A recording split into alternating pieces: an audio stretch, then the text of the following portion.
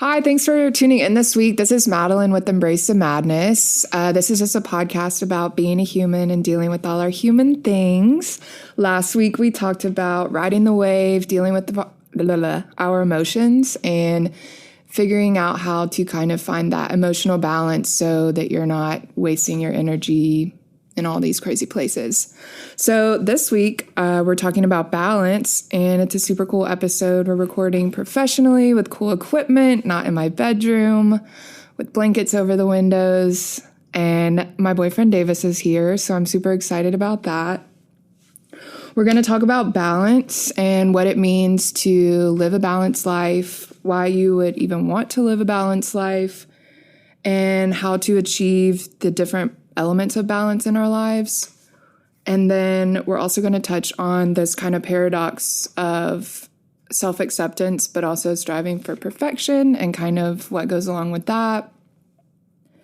And balance in relationships and kind of how to maintain your individuality, but also respecting this idea of being in a relationship with someone and setting boundaries and all those cool things. So without further ado, we're going to talk to Davis. He does a lot of social media marketing and even teaches a guided meditation class. So he's a perfect person to talk to about balance. It's something that we've both kind of admitted to being conscious of dealing with it on our lives right now. And as I've shared over the past couple of weeks, I've been a little out of balance and kind of just trying to navigate that and sharing with each other and just staying vulnerable and transparent, opening. So, yeah. Hey, Hi. Davis. Hello. What's up? Doing great. Thanks for having me. Yeah, of course. I'm super glad you're going to talk. I told him about my podcast with Jordan, and he was like, I want to do a podcast. So I was like, yeah, let's talk about balance. And he was like, okay. So here we are. There was the initial like ribbing, like, oh, you didn't ask me first. And then she's like, all right, well, let's do it. And then I'm like, ugh. So disclaimer that I'm feeling a little anxious and a little vulnerable, but He's that's gonna okay. kill it. We're just putting it out there. Yeah, we're just talking on a couch with microphones in our faces. Yeah, it's like a normal conversation, just with these metal ice cream cones. Okay, so tell us your story. Tell us what you're doing. Tell us who you are in this human body. Yeah, so I love prefacing my story with saying that you have to wait for the Oprah Book Club for the entire story. I think I have a pretty interesting origin story, but we'll kind of just go through some cliff notes. So starting from birth, I was the product of two very loving people, but they lived their life in extremes. They were not very good role models of balance. So I have very fond memories early on, like my mom holding me in her arms and saying, do you know how much I love you? And I would say, more than the stars and the galaxies and the universe. Talk like that? A little bit? That was Baby Davis. That's probably what I sounded like. I bet. And she's like, more than the stars and the galaxies and the universe. And yeah, I remember that being a pretty regular occurrence. And I have a very strong memory from my dad. We were walking up to our porch. We lived on Oakley, born here in Memphis. And my brother pushed me down. You know, we fought. We're brothers. And my dad said something to the effect of, hey, don't do that. My brother was like, who cares? And my dad's like, I care.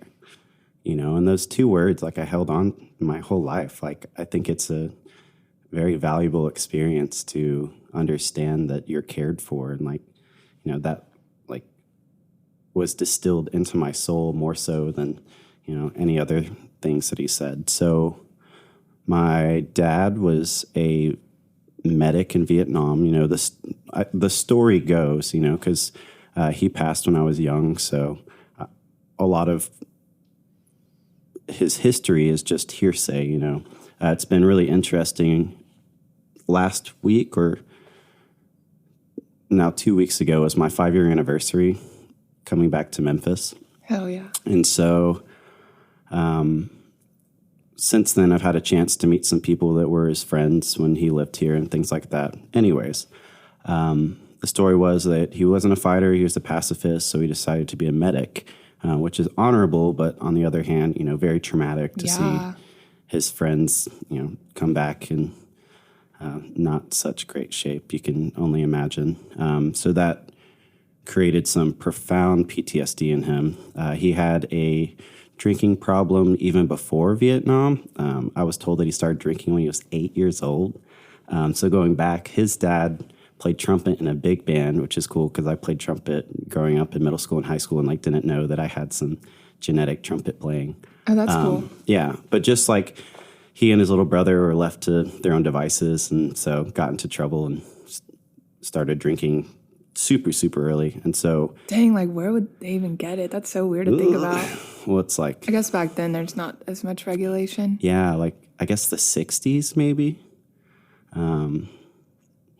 Yeah, and, if kids aren't parented, they find a way of getting into trouble. Anyways, so you already had an issue, and this traumatic experience only exacerbated that. My mom, on the other hand, had a drinking problem and just had completely different issues with her mental health and things of that nature. So while they were very loving and sweet on one hand, on the other hand, just incredibly destructive. So all that to say, created a lot of trauma and a lot of hurt in my life. And so my attempt to create balance against that was the complete opposite. Wanted endless pleasure, anything. You've talked about this. Give me the dopamine. Exactly. Anything that was difficult was just off the table. Yeah. A lot of learned helplessness and learned how to kind of numb out. And so it's really interesting. So I mentored a 17-year-old 2 years ago through youth villages and obviously protecting his identity. But he had been through similar situations, and it was really mind-blowing to see his tendencies, his addictive nature. And I'm like, wow, I was exactly like that. Ooh, so like a mirror almost? Oh, yeah. Ooh. We would go to Dave & Buster's and whatever, and he was so just intent on, which, by the way, side note, Dave & Buster's is basically just a casino for children. Dude, Chuck E. Cheese, I cannot, not spend money there. Yeah. Too much money. But he was so focused on the tickets and getting stuff. And to get fucking Laffy Taffies and stupid stuff. Oh, the Chinese finger traps? Yeah, what are you going to do with that? Mm-hmm. But I won 1,500 tickets. Exactly. Okay, sorry, go on. No, you're good. You were talking about him kind of being a mirror for your tendencies. Well, so essentially... Right, and it was very materialistic based. We had a set amount of money to do activities, and he's like, "Oh, can I save up for an iPod? Can we do this? Can we do this?" It was, I could see his grasping nature, and that I carried that pervasive dis-ease. I wouldn't say disease, but dis-ease. Right. In the second I wasn't absorbed, so addictive tendencies, whether it was playing Game Boy 8 hours straight or TV, our mom would have to go to work during the summer, and my brother and I would play GameCube from the second she left to the second she came back, and she could always tell, A, because the GameCube was super hot, and B, our eyes were just glazed over, and we looked like Night of the Living Dead. Yeah, and so having these addictive habits is something that I struggled with really early on. And so I think around 2021, 22, self-improvement became an idea, the seeds were planted. I would literally Google how to be happy, let's just start there. Which is great, very positive that I even had that idea to want to change. But at the start, it was very tyrannical, you better get your shit together, kid, and you better do it quick. Or I would write down 50 different things that I was going to do tomorrow, that basically a very unrealistic idea of how I was going to get myself back into balance. And I think that's pretty normal for folks to, I think it takes a while and some life experience to understand, like, these things take a very long time to change. Yeah. All that to say, I'm like 28 now, and I feel like I'm just now starting to see the fruits of my labor. So it was like people like Tony Robbins, Dale Carnegie, Eckhart Tolle, and then eventually the Dalai Lama, kind of like a spiritual self-improvement slant. And there was a point at which I beat myself up that I was just absorbing, and never like do anything about it. Like, oh, that sounds like a really good idea. Yeah. But looking back, I think that's still important to have an idea of what self-improvement, self-perfection, all that could be. I definitely think that self-improvement came way before self-acceptance. You know, I was still in a state where I will be happy with myself if, I will be happy with myself when. Right. And that's never healthy. Exactly. And so, not to say that I have split personality disorder or anything, but like you and I have joked about it, but I feel like there's like 3 modalities to me. So Davison, he is the tyrant. He is very ego-driven.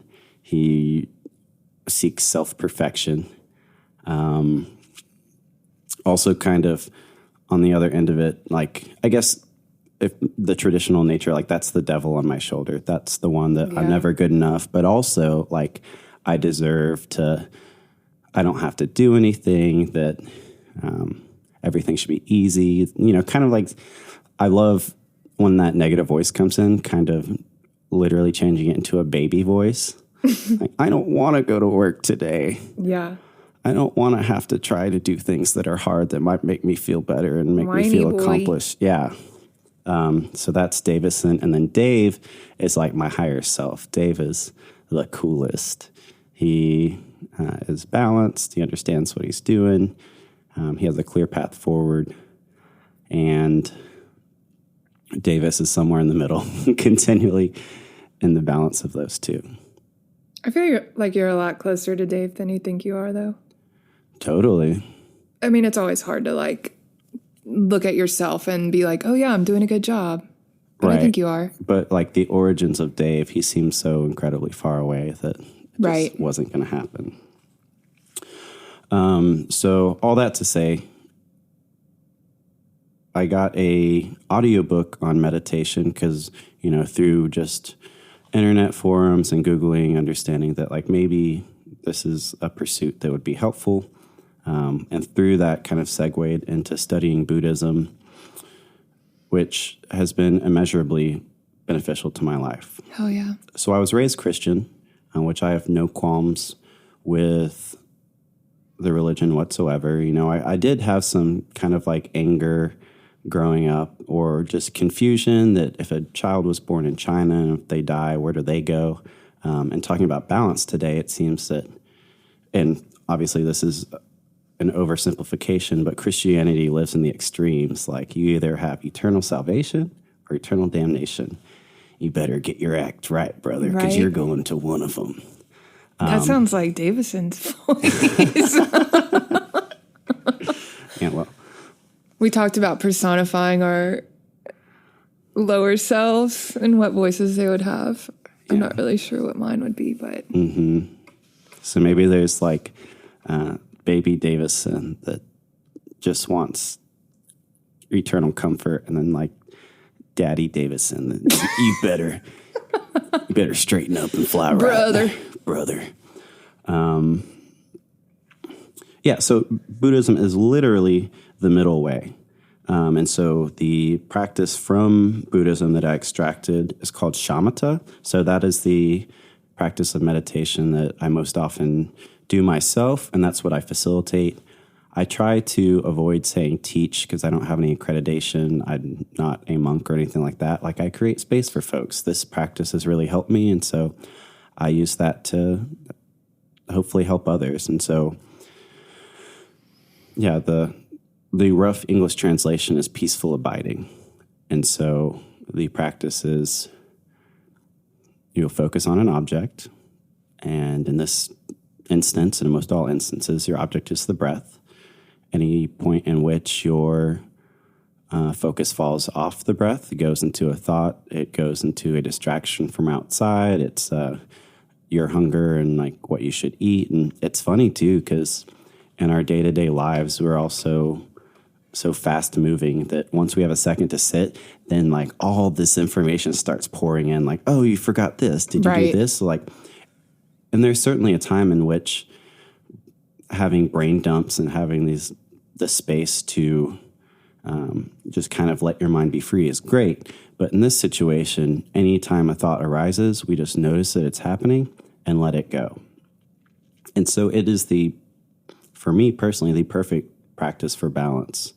And that you're not too tight, you're not too loose. You're neither holding on to thoughts, you're not pushing them away. You're acknowledging them, you're saying, hey, what's up? And then just letting them pass. Bye. Exactly. And so in preparing for this podcast, I was like, oh, it'll be easy. It's just balance. And then the other day we sat down to actually talk about it, and I realized like what a massive subject this is. Yeah. And also that like this is my main pursuit in life is balance. And I'm somewhat of a walking contradiction in the sense that I sell beer, which if not managed properly can absolutely send you out of balance, and there's some guilt, and like I've always wrestled with the fact that I have alcoholism in my family, and that's a fact, and so where is the line between I work for this wonderful company and we're a positive cultural force in the city and really have an opportunity to do a lot of good in addition to just making money with these folks, and I lost my train of thought. It's okay. Bye. You were talking about just wanting to make sure you like maintain balance with. Right. So yeah. Sorry, that's where I was going. Right. So it's a great company run by two wonderful people. I really love working for them. Like they support me. They trust me. I feel like I'm my only obstacle, and I've worked so many jobs where that was not the case. Right. It was coworkers, it was a boss, it was just the work itself that just did not jive with me. And so all that, like, fantastic company on one hand. On the other hand, kind of selling poison. So, dude, I mean, working at a bar is the same thing. And, like, I'm the one, like, handing it to them. And, like, who knows what's happening after that. Totally. But I just think being present and mindful and just, like, I mean, that's all we can do unless we just, like, get a different job, Right. We can at least, like, share our love and energy where they might not get that, like, going to a gas station or something, Totally. Because I feel like that's what a lot of people do, like, going to a bar. Like, they're looking for connection. They might not know it, but I don't know. I try to think about that. Well, it's interesting that Madeline doesn't like when I say they. Cause I don't think you can just put that on me. You don't like they either. They being any statistic that we don't know the name of. Yeah, they, as an undergrad, did this one study and posted it on Psychology Today, and I pull it off and I say it. But please. What did they say, Davis? Yeah, listen. What did they say? Look it up, listeners. They say that the life expectancy of drinkers is actually longer than non-drinkers. And it's not due to the fact that they're putting poison in their body. It's due to the fact that they have secure social relationships. Interesting. And I'm sure there is a study that would absolutely refute that. But I thought it was interesting to read. And maybe it was funded by Budweiser or the alcohol company, but maybe not. So yeah, it's interesting that I think if I can look at it in a loving way and understand that neither is necessarily right, because, there are pitfalls to even being in meditation that I think that, and I found and no judgment whatsoever, but through my yoga community, there can be the trap of kind of being holier than thou, kind of distancing yourself from folks.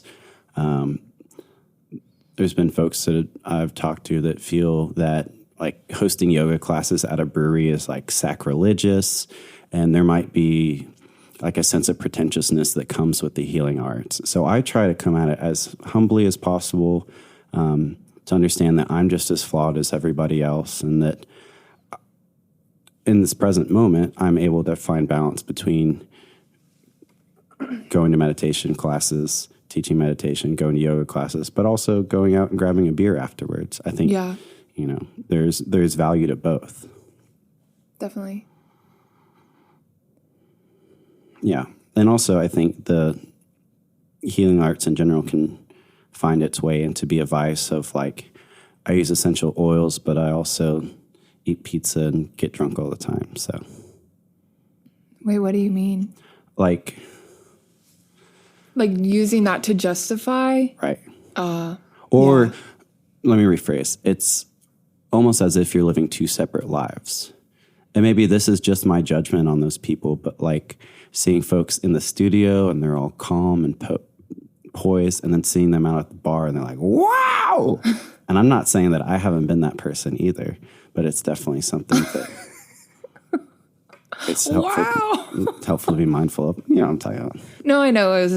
That was a funny sound. You want me to do it again? Please. Wow! Yeah, I feel like I've probably thought about that too. And yeah, there's a lot of judgment that can happen, but I try not to do that. Yeah. If I'm like conscious of it. But that doesn't mean it doesn't happen. Mm-hmm. And that's okay, right? Once again, balance. Yeah. We're trying to find the ways in which we can do both. Gain value from both. Yeah. I think it's great. I'm glad that you shared all those things. Yeah. Thanks for being vulnerable. Totally. Oh, and I guess to kind of just sum up my story, I did kind of, on some level, live happily ever after. I got adopted by two loving parents when I was 11. My brother was 13, and it was really helpful that, yes, this crazy trauma happened, and I went through the foster care system, and it was just so much just not knowing what's going on and no stability whatsoever, to at least finishing like developmental childhood years with people that loved me and cared for me and that were emotionally stable. That's so good. Yeah. Obviously, not perfect, and they'll have their things, and I was an angsty teenager and maybe didn't appreciate them at the time, but I appreciate them now. And if you're listening, Mom and Dad, I love you. Oh, yes. I was thinking of what you were saying, and like, I can't remember. I think I was listening to a podcast about perfectionism, but like growing up in an environment like that's super high stress makes you like crave that, like crave that like uncertainty and stuff. And so I feel What do you mean by that? Like, I don't really know how to explain it. Maybe like getting addicted to a drug or something. Like if that seems normal.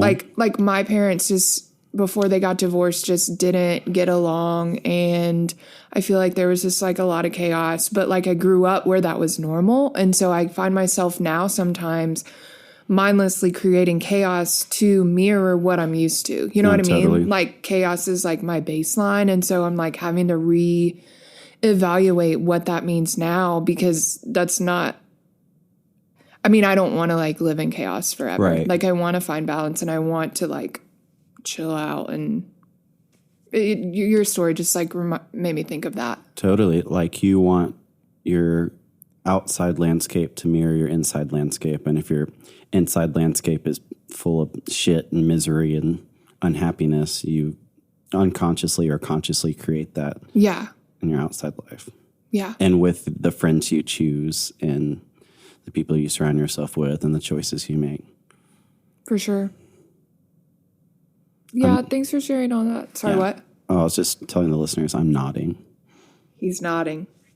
So yeah, thanks for sharing all that, Davis. Well, now that we've kind of started talking about balance, we can kind of define what that means for us. So I just kind of start thinking about like science, like equilibrium, homeostasis, just finding that level point. And the dictionary says a state where things are of equal weight or force. Mm-hmm. It's like, I guess it's like, I can visualize it, but it's hard to put words into what balance means. Right. Well, we looked up the etymology and it's Latin for bi lynx is the... Bye. Welcome to my podcast. Thanks, y'all. See you next week. Sorry, you can finish. Which is Latin for two scale pans. So it really is like, it's talking about a scale, you know, like a Libra, the horoscope, their symbol is the scale. Yeah. So that's where it comes from. So maybe we should talk to a Libra about balance. No? Okay. He's shaking his head no. I'm just kidding. Yeah, I like the equilibrium. I like the homeostasis. I'm very much like explain it like I'm 5 person. And so I think of these. Oh, yeah, Reddit reference. Yeah. I think of the Goldilocks and the 3 bears. Not, this one's too hot. This one's too cold. This one's just right. And it's crazy that we live in, don't they call this, like it's a Goldilocks planet? Like so many things. Oh, yeah, like just enough good conditions. Yeah. Just enough good conditions. Yeah, to support life. Yeah. Mm-hmm. I was thinking about that when you said that earlier. Yeah. So, talking about balance, why would you even want to? And I feel like there's a lot of studies just that show, you know, they say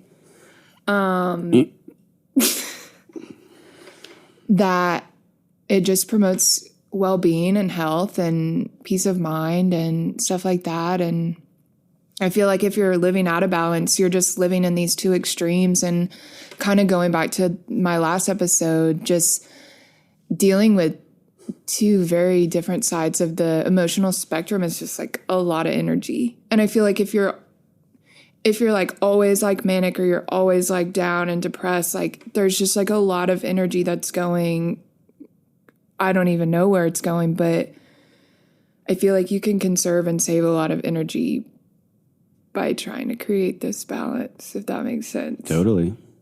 Well, it's like every reaction has an equal and opposite reaction. And I like to think of balance as, you know, sometimes the pendulum that if you want to get strung out far one way, just understand that it's going to come back the other way. Yeah. And so that can be either in a self-deprecating way that like, you're going to pay for this, you know, kind of, I think drinking's a good example of like, if you want to have the time of your life drinking, you're going to pay for it the next day with a hangover.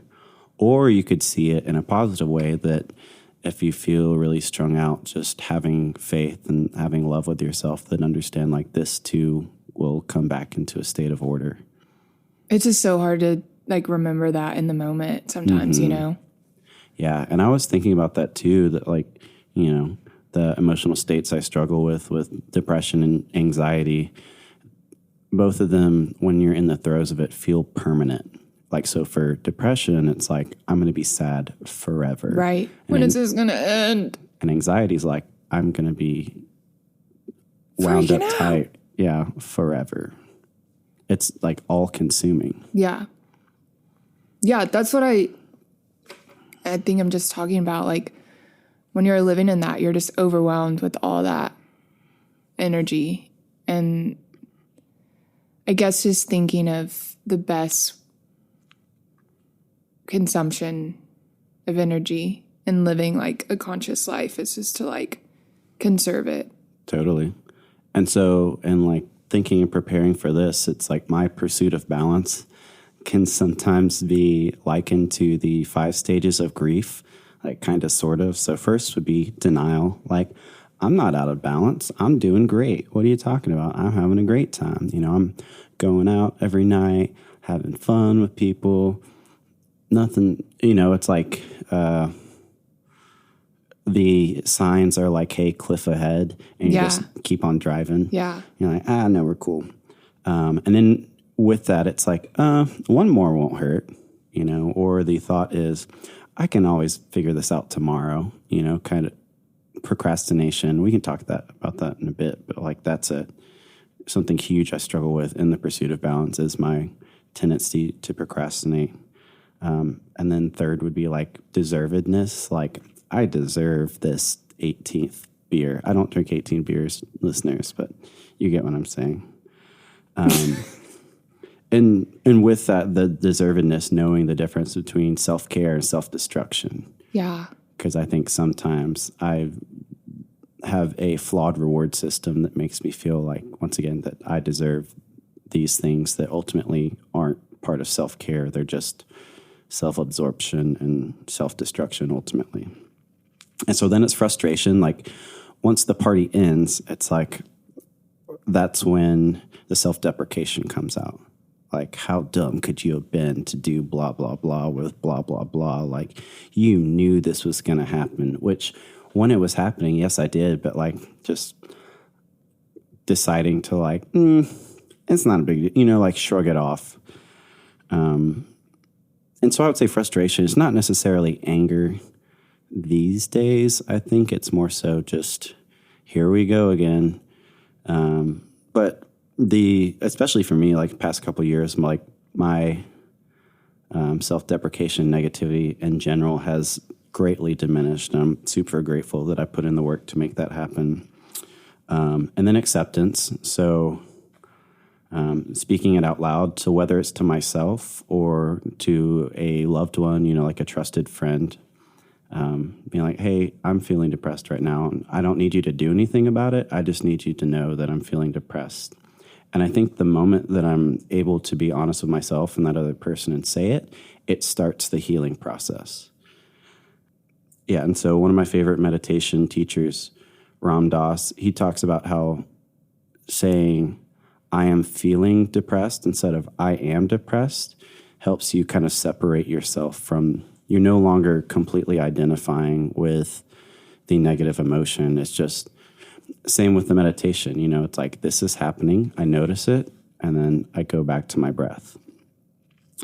And then, so I will say there's one more step, acceptance is great. I think, the 5 stages of grief ends at acceptance.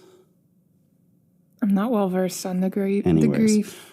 I would say the good grief. Right. The next step after that would be action. So acceptance is wonderful. That's fantastic. But then actually putting a practice into place that helps you get back into balance. So doing self-care that I know helps, as well as not expecting immediate results. So not just like, because sometimes it takes me like a couple weeks to get into a nice, good rut, nice to be. Before you realize where you are. In the muck, where like the mud is up to my neck before I'm like, I'm fine. Yeah. Or the quicksand, however you want to use the metaphor. It's like, oh, this is cool. I got this. And then sometimes it takes a hot minute to work yourself out of it. Mm-hmm. And I think I've also found myself in the trap of like the second I feel relief, I'm like, all right, cool. I can go back to doing that thing. Right. You're like, okay, I've dealt with this emotion. Let's go. Back to pizza. So in looking at the different ways balance manifests in our life, we were kind of talking about just like different elements. So like physical, individual, careers, relationships, and that's like family too, friends. What else? Spiritual, I think that's an important balance. But really just like looking at how those manifest and kind of assessing where you're at in each one. So I think probably the most important is individual balance and just kind of like your awareness of how well you're taking care of yourself. And at least for me personally, I think that's probably the most important balance, just because the relationship you have with yourself is the most important relationship you have in your whole existence. So I think when you get out of balance with that, then it kind of gets a little wonky.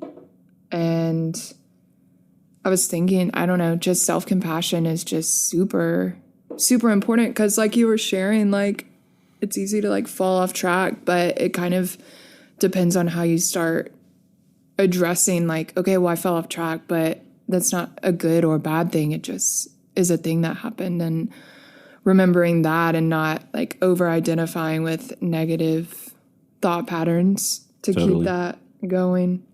Yeah, for me nowadays, it's the term I use is like rigorous self-analysis.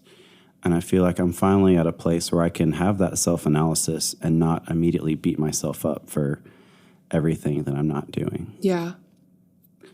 Which I've done my whole life. Right. So. And I will say it's like understanding some things just can't be balanced. You know, if there's a very... What do you mean? Like if there's a really destructive person in your life or if you have a very destructive habit. Like, oh, like knowing that it's time to like cut them off. Right. Sometimes it's the balance for you yourself and not maybe in this particular situation is to let that go. Yeah. Or let that person go.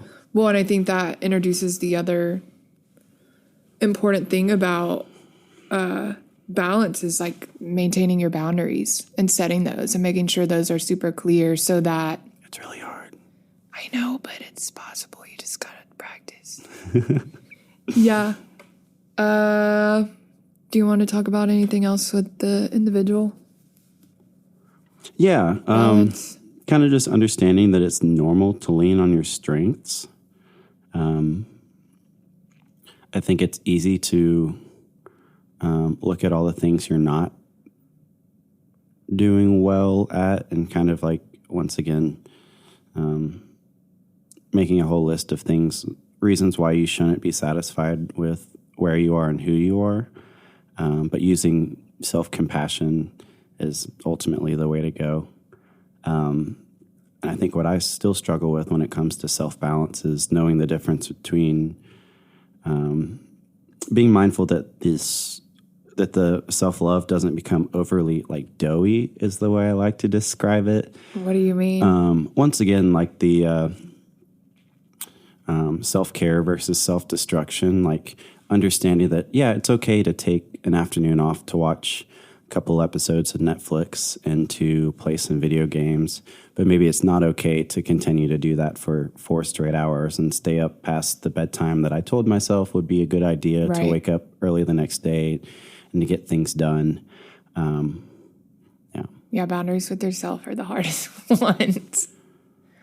For me, I don't think so. You're good at it? You're good at like being like, yeah, I'm going to do this. I'm getting better, certainly. Yeah. I think it's still more difficult for if someone asks me to do something that I'm not immediately like saying yes before I even consider my time and my schedule and things like that. It literally happened today. I feel like I'm getting better at that, but still like keeping myself accountable and following a schedule and saying, okay, I need to do this, and then actually executing that. I'm still working on that. Yeah.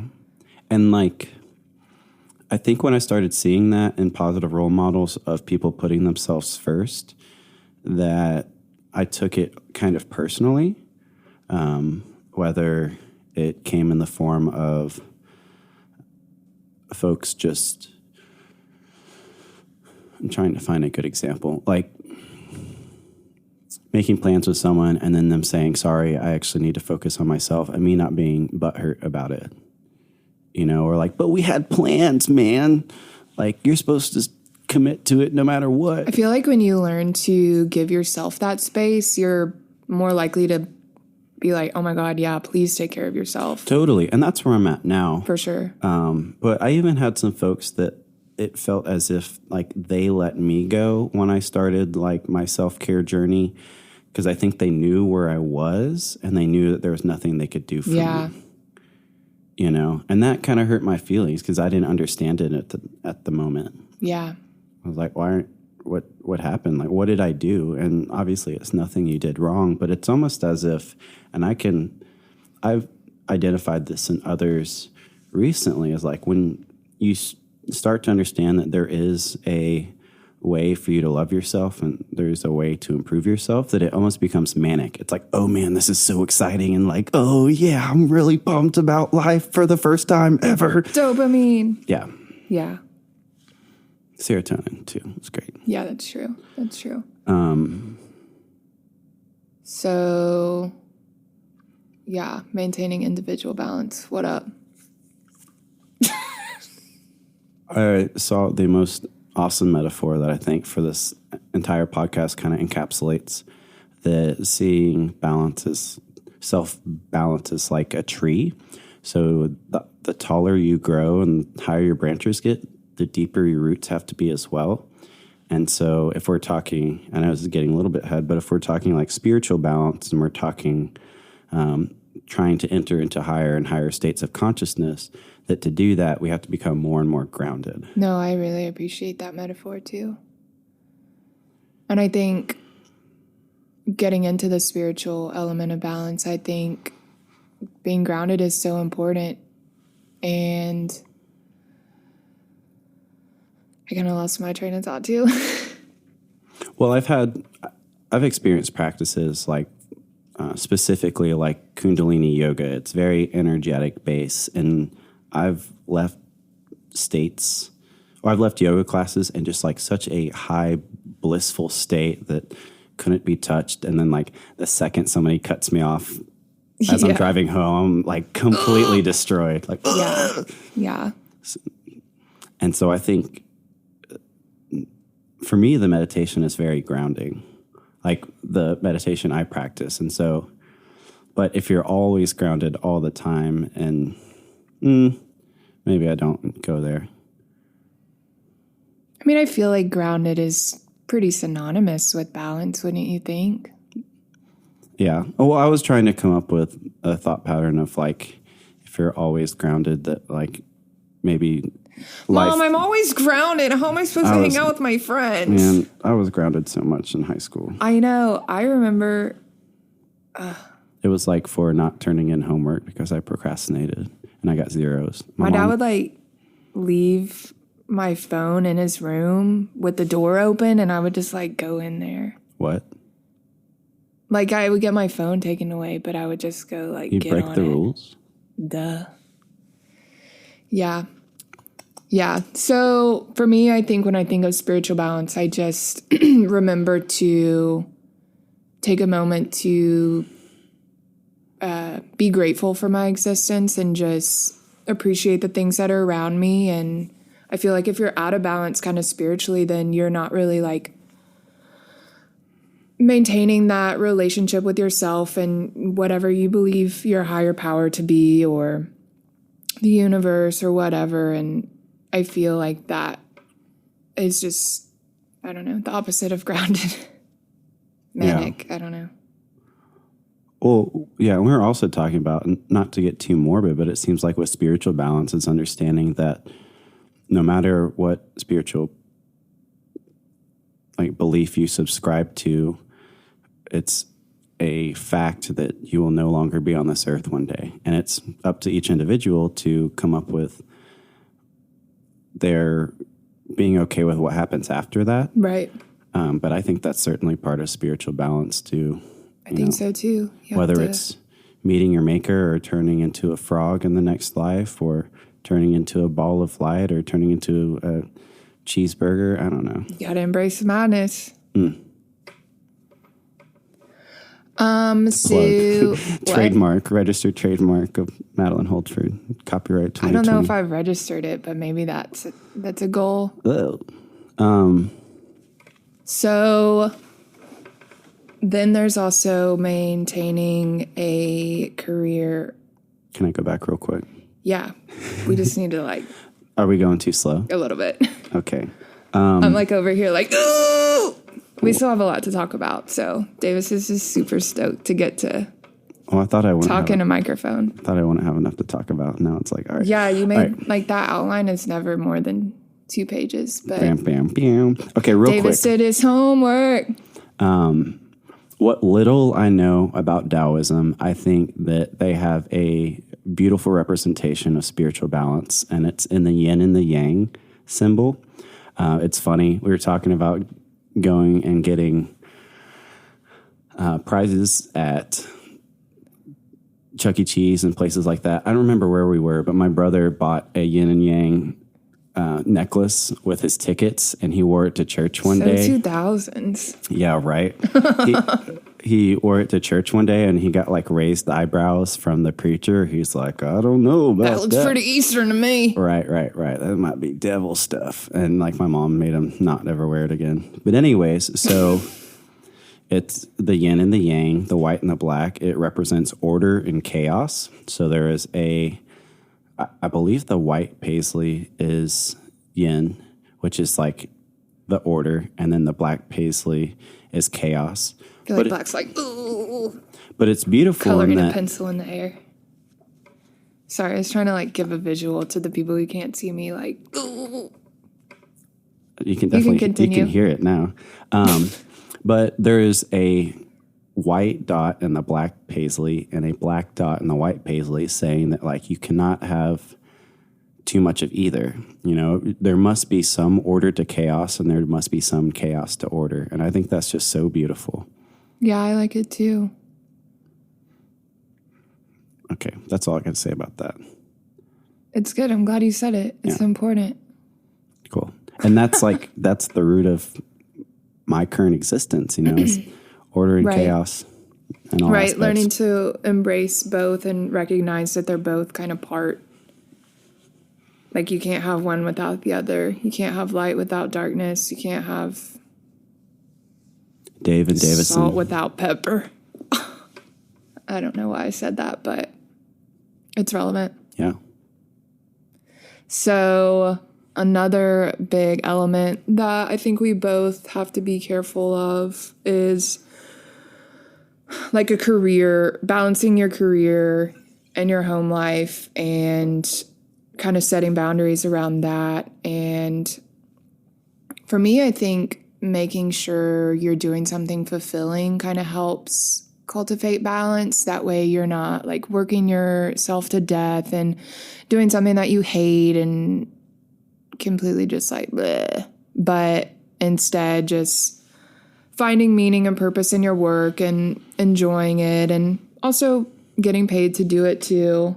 And yeah, making sure you maintain that balance between work and home life, just because there's a lot of boundaries that come into play. And I'm always the first one to be like, oh yeah, I can pick up your shift, even though it means I'm working like 6 days a week. And then I'm just like, why the fuck did I just do that? I'm exhausted.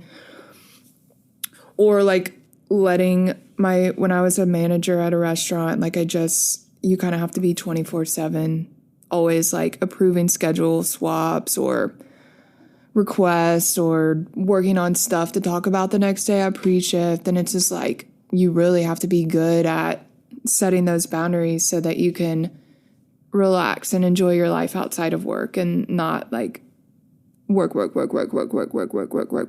Because I think then you're kind of like searching for never-ending validation and approval through your work and productivity and stuff. And I know you're like wanting to talk about it. You don't want to talk about it? Oh, I do.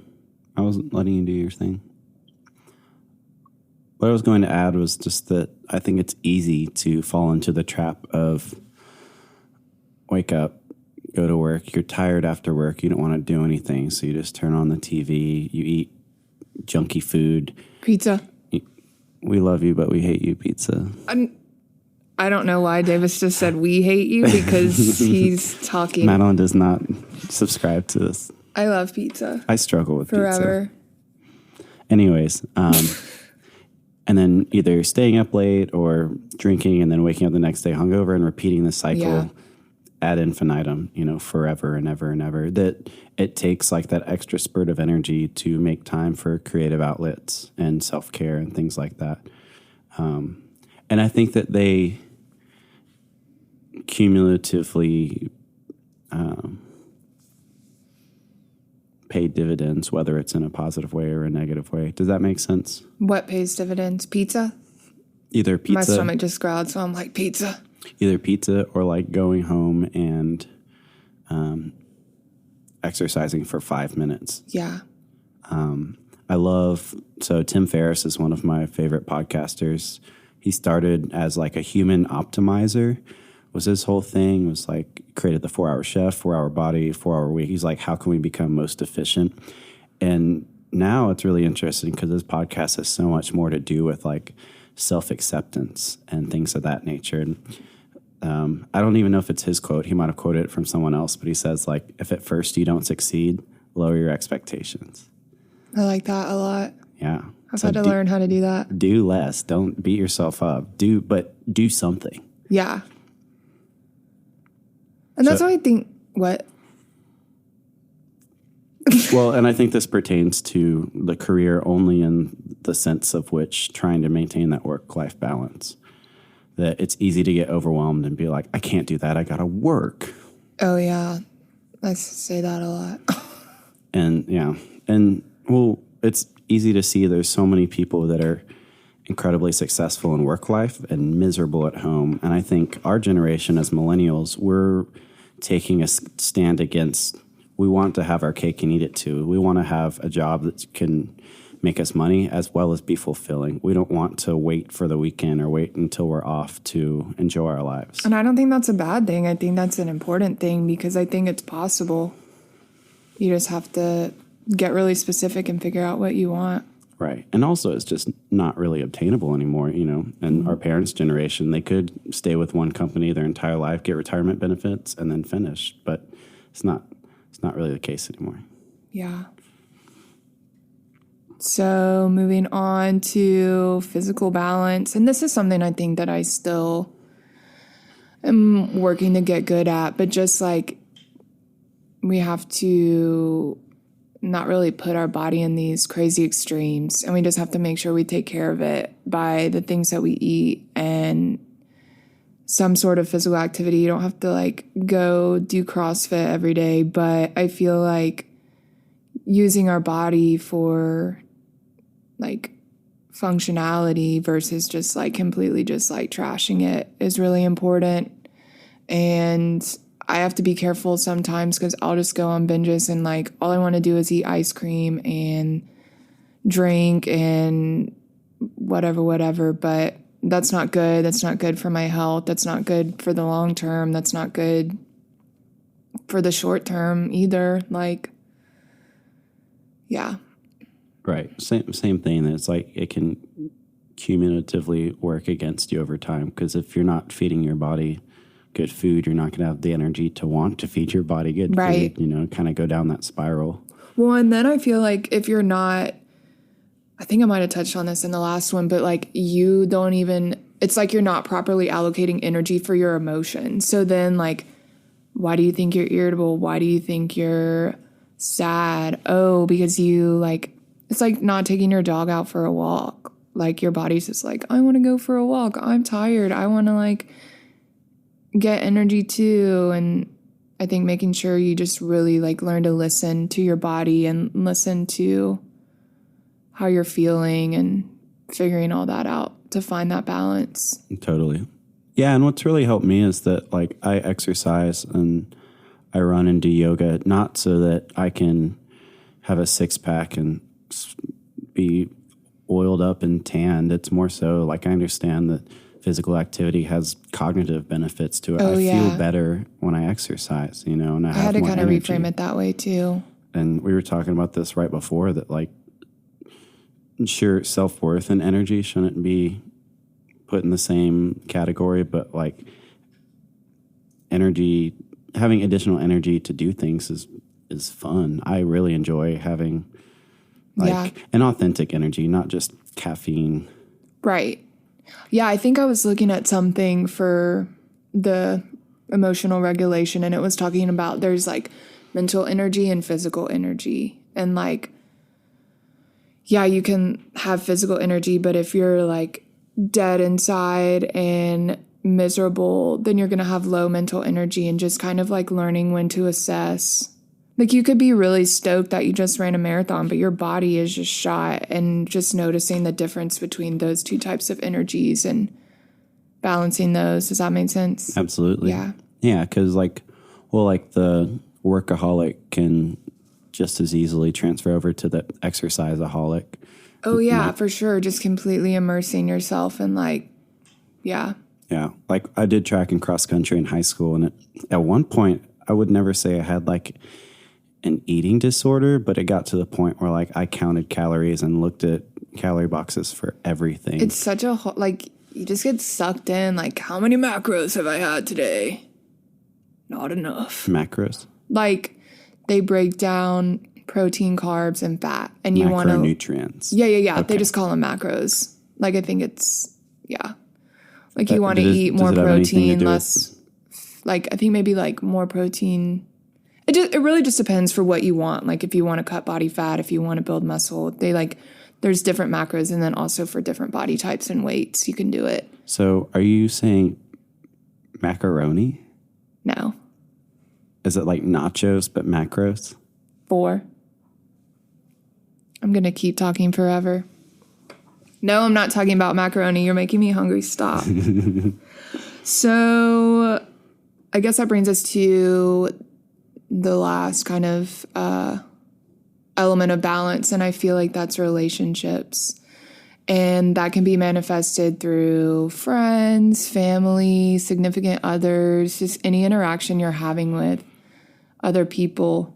And I think we kind of talked about like your social life and balancing that and just like making sure you make time to be social and hang out with your friends and visit, but then also like maintaining your boundaries and remembering to kind of respect your alone time and just kind of navigating that whole thing. Absolutely. Yeah. And that's, I would say for me personally, that the boundaries with my family is the most difficult. I think they're difficult for everybody. Yeah. Because there's a sense of obligation. I think my family... So much emotional manipulation, too, if you're not careful. Right. There's codependence. Yeah. There's obligation. There's a sense of, like, martyrdom. I think for my family in particular, we love to repress things. Like... Join the club. The energy it would take to have an uncomfortable conversation or resolve it once and for all, which is handling it in a balanced way, just is so incredibly difficult. And I've like created boundaries with my friends and like the family that I choose, you know, because on some level, that's what I see my friends as. I don't allow a certain level of negativity or self-deprecation or things like that. But with family, you just gotta right. You're like, I'm supposed to love you. I'm a bad person if I don't love you, even though you're effing toxic and crushing my soul. And yeah, and the ways in which we cope with that comes out in like very weird and kind of yucky ways. Super yuck. Super.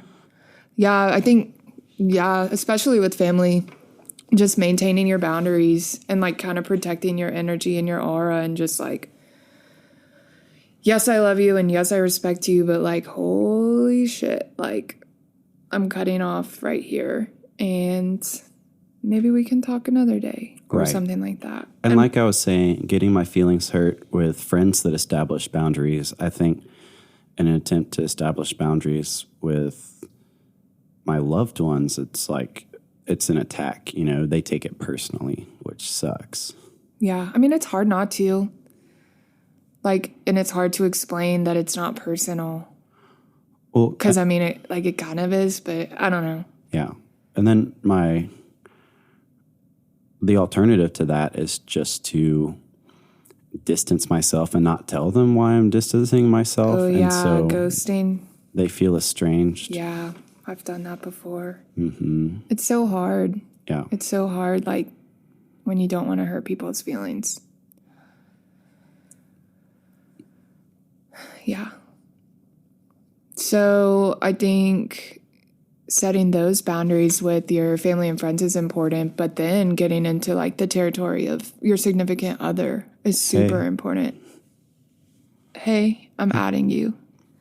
But yeah, I feel like that's something that I've really struggled with is just setting boundaries and like not letting them be kind of blurred and just non-existent. And I've lost myself and who I was because I just like devoted all this energy to perfecting this idea of a relationship or whatever, or, you know, doing that. And same, so hard. Like, I finally got to a point where I realized that I enjoy putting in a lot of effort on the front end. I enjoy the kind of satisfaction that comes with being someone's knight in shining armor, you know, that... Yeah, like your identity. Right. Or just saying everything's cool all the time, and then when things start to not be cool, not know how to articulate that, and then... Once again, same with the family. If I repress that emotion for long enough, eventually it's going to come out, and it's probably not going to be pretty when it does. Yeah. And then they're going to feel blindsided, and they're going to say, like, I don't know where this came from. And I'm going to say, I'm so sorry that you don't know where this came from, but I can't do this anymore. Sorry. Yeah, that's a thing. Well, because you just spend so much time, like, letting it, like, blah, blah, blah in your head, and then it's like... You're just like, I can't take it anymore. I gotta go, boy. Right. Yeah. And we're in a very unique situation that I think for both of us, we're making a very conscious attempt to maintain balance. Totally. And, like, have that be established first and foremost, like on the front end. I think it's good because I think we've kind of talked before this a little bit, but just like, being codependent and having these blurred boundaries and doing things to make other people happy and all these things. And yeah, they talk about it in AA. It's the only thing I can do for you is work on myself. The only thing you can do for me is work on yourself. Yeah. And while I understand that, like, logically, it's very tough in practice to take that to heart. Well, I mean, and when you grow up kind of having to be the emotional support system for others, it's like when you are an adult, you're like, oh, I'm responsible for your emotions, but you're not. And having to like come to terms with that and, oh, look, I've been doing all this my whole life and I don't even know how to emotionally support myself. Yeah. And that's where I find myself. And I'm like, well, I'm not doing that anymore.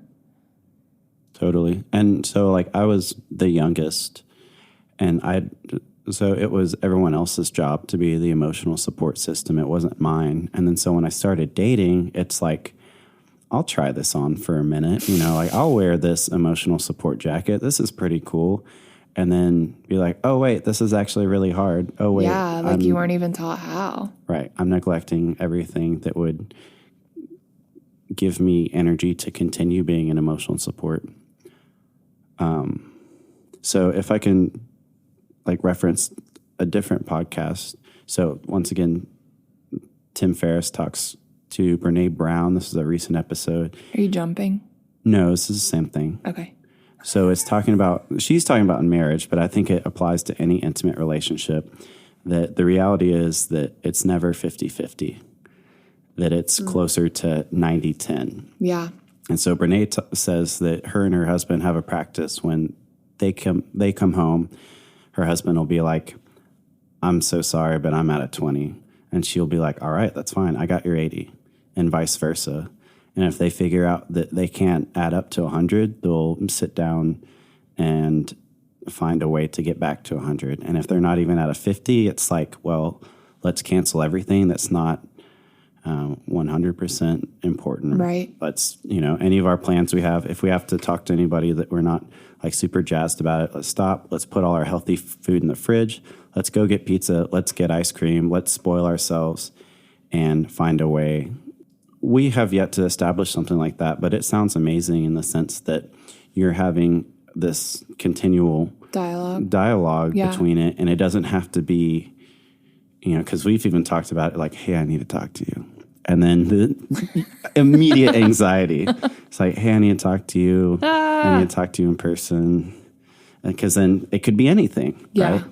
And so making it a daily practice to check in with the other, and it not being some big thing, it just becomes a habit, then I think that sounds awesome. I mean, I feel like I've always chosen guys that are not emotionally available. So it's just really valuable and special, like that you're willing to share how you're feeling and share your emotions. So I appreciate that. Totally. And I think for me, I enjoyed finding edgy partners or that were nothing like me. And what do you mean I'm not edgy? Is this edgy enough? No comment. He got quiet. Sorry to interrupt. Well, once again, knight in shining armor, I enjoyed being the fixer. Like, I had a partner that the first night I met them, they told me that they had a suicide attempt. And I was like, oh boy, I can't wait to fix this person. 6 months down the road, it's up in flames. Yeah. Like, on some level, I enjoyed folks that weren't emotionally healthy because that gave me purpose to try to heal them. Right. But then, like, it takes away from the work we're supposed to be doing on ourselves. Well, that's exactly what it was. It was purposely a method of not dealing with my own shit. I mean, I don't think it was probably that conscious, though. Okay. Do you? Maybe I mean, do you? Probably. I don't know. Coin flip. Maybe both. Like, you were consciously like, oh, my shit's too big for me to handle, so... Yeah. I feel like I wouldn't be able to be aware of that. Like, you were that mindful. I don't know if I can speak for myself 5-10 years ago, but I think so. Like, interesting. I want to fix this person in an effort to avoid fixing myself. And right. So for me, I don't think it was ever lack of self-awareness. It was lack of self-compassion. Like, I knew the ways in which that I wasn't being healthy to myself, but I either didn't care or didn't have methods to do the opposite. Yeah. Well, I feel like we're doing a good job and we're just staying, like, compassionate and vulnerable and transparent. And I gave Davis a side eye yesterday. That was pretty funny. But we didn't fight about it. Yeah. We don't have to. Yeah. And my whole thing, too, is, like, this is still a young relationship. And I think it would be fun to revisit this in 6 months to a year. And yeah, we'll see if I let him come on my podcast again. We'll see. We'll see about that. But the approach I had, and I think Madeline resonated very well with it, is like, whether this relationship lasts 4 days or 400 years, I just want openness and honesty to lead the way. Yeah. That, like, there's no sense. Otherwise, we're just wasting each other's time. Yeah, for sure. We're making a conscious decision to be in this relationship. We might as well be conscious. Put in our best effort to nurture ourselves and each other. And it's hard for me to internalize that there are things that I'll never be able to help you with, that are only yours to work on, because, like I said, my tendency is to want to help. Yeah. If you guys know Enneagrams at all, I'm like a almost equal 2 and a 9. So 2 is the helper and 9 is the peacemaker. So I want peace and help in your life. And give me balance. Yeah. Yeah. Well, I think you do a really good job of emotionally supporting me, and I think that's a big deal. Right. But I think that. I'm at the level of emotional maturity where I no longer get off on that. Like, I used to get some sense of satisfaction of, like, yeah, that's right. Yeah, that's right. You feel supported. Yeah. Thanks for supporting me. You're welcome. Thanks for supporting me. Hell yeah. You're welcome. So, talking about all this balance and how it is created in our lives and kind of why it's important to do it, I was thinking about different ways that you could go about trying to create it in your life, and kind of things that I try to be conscious of and aware and focus on. So I think something that I still struggle with, but always remembering to trust the process and trusting that balance is never going to always just be this, like, completely perfectly still. It's just always like oscillating between two sides. But I mean, it doesn't have to be like, whoa, whoa, whoa, whoa, whoa, whoa. That sounded like some EDM music. Yeah. But I found a lot. I was reading this article on Psychology Today by F. Diane Barth. She's a licensed clinical social worker, but I really liked her quote. She said, finding balance is a lifetime project. It's ongoing. It's not a finite goal at the end of which you will have a peaceful, calm, and meaningful life. Balance is a way of living. It's a process. And that really resonated because I'm just really quick to be like, oh, I need to get it all together. But it's like, it comes and it goes, and it's just like riding the wave, and you just have to like stick with it, go with it, and stuff like that. Totally. Well, it's like these pithy cliche sayings are that for a reason, you know, like it's a journey, not a destination. You can roll your eyes at that, but I think as I was starting to understand how to be an adult, it like before I knew what balance was, I felt like one day I'm going to wake up and everything's going to be perfect. Mm-hmm. Nothing's going to be hard. Right. I've got it all figured out. Right. And I think that was almost a barrier to my growth, and that any day that I wasn't living in that level of perfection I had failed. Yeah. That sounds yucky. Yeah. I think another important part of creating balance in your life is working on your goals and figuring out what those goals are for you, short-term goals, long-term goals, and then also learning how to prioritize them. And I feel like the more specific you get with your goals, the better. And so learning to, okay, my goal is to exercise 5 days this week, and just like breaking it down into really specific things. So Tuesday, I plan on going to the park for an hour. And that way you can say, okay, cool, I met my goal, on to the next one, stuff like that. And another part of creating balance is just remembering it's like meta balance, but just there's going to be good and there's going to be bad and there's going to be accomplishments and there's going to be failures, and learning that it's okay to have the two because you can't really have one without the other. And that I think that just understanding that will kind of just lend to a more balanced lifestyle. And I mean, whether you're accomplishing something or you're failing something, you're always growing and you're always learning, and just kind of having that mindset, I think, will keep you from teetering on like the extremes. And Davis's favorite part, self-compassion and remembering to love yourself the whole time. And just like, for me, I've always been really critical and judgmental, but I think that keeps me in this like extreme of just like never doing enough and never being enough. And so remembering to be patient with myself and hold space for myself and just love myself kind of keeps me on track and keeps me grounded and stuff like that. Right. Well, we were talking the other day that, you know, I think we've both done a really good job of transcending from this level of self-deprecation to a level of humility, that I don't have to beat myself up, but I also don't have to be an egomaniac. You know, we were talking about like that if you become, you know, a world famous DJ and make zillions of dollars, that I think you would still be pretty grounded in doing it. I hope so. That's the dream. Yeah. That these things that we struggled with, that ultimately we can transmute them into something really healthy. Mm-hmm. Yeah, I love it. Well, I think that about wraps up everything about balance that we wanted to talk about, right? I think so. I mean, it's a never-ending story. What song is that? Oh, man. The Never-Ending Story. Oh, I don't think I saw that. Turn around.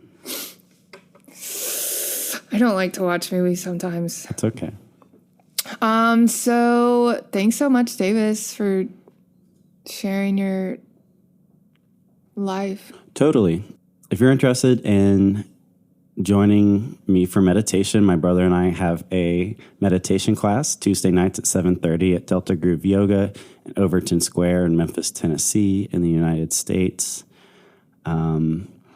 If you're interested in learning a little bit more about meditation and you're not really hip to Buddhism and that seems a little too woo-woo, or if you're looking for something a little more secular, I highly suggest it's a book called The Mindful Brain. I believe it's by Daniel Siegel, and it goes through a very scientific, rigorous approach of the meditation experience and the benefits that can come from that.